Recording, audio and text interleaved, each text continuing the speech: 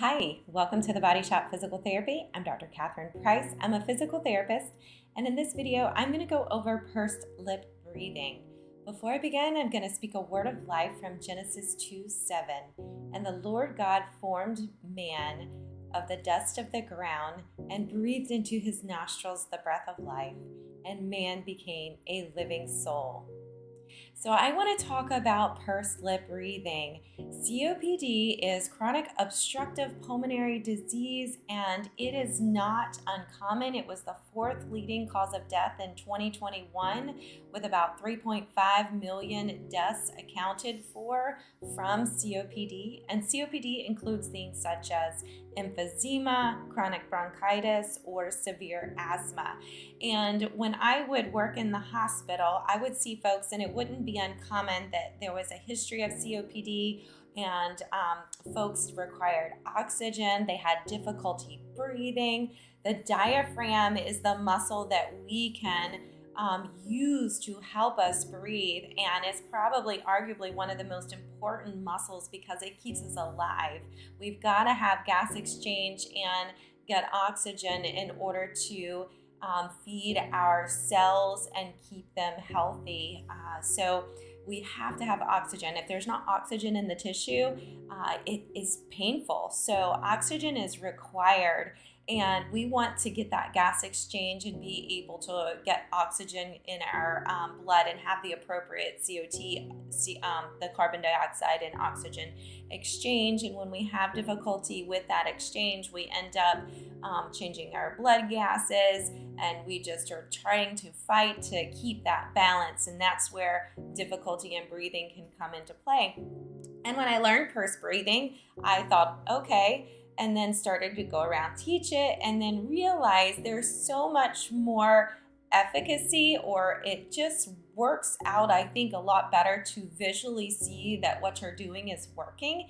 And this really does work. So when you pursed lip breathe, what it does is it holds oxygen in the alveoli of the lungs. So you're holding more oxygen in and allowing for that gas exchange. So what I would do is go around with an oximeter that is used to measure the oxygen saturation in your blood. So what I'm going to do, turn the oximeter on, place my finger right in there, and I'm just going to wait for the oxygen saturation number to come up.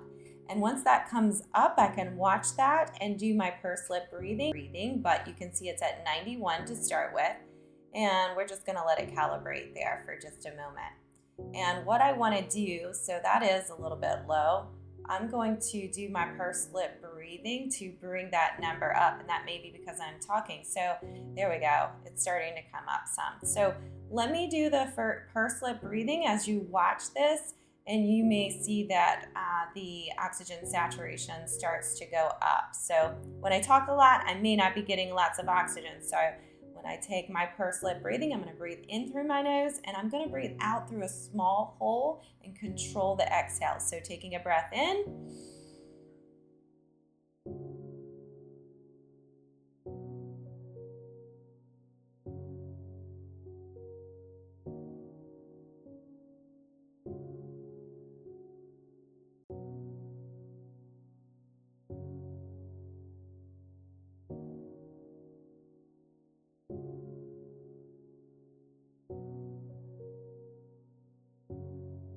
breathing in,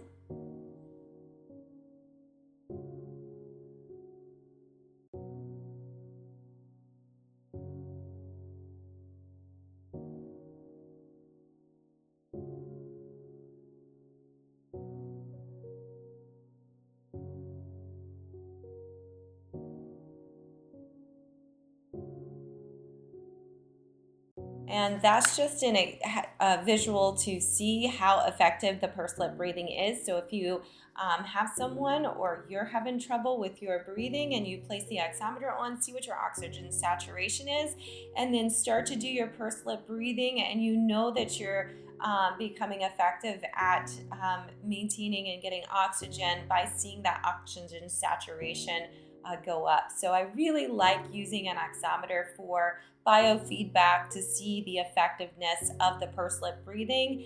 And it's really simple but effective at holding oxygen in the body by keeping the alveoli in the lungs open for that gas exchange. So just to review, very simple, but it's a breathing in through the nose and then out through a closed hole and a controlled exhale. So it's breathing in through your nose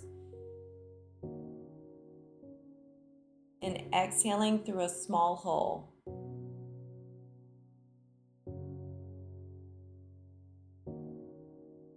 I hope that's of help, and I hope you have a blessed day.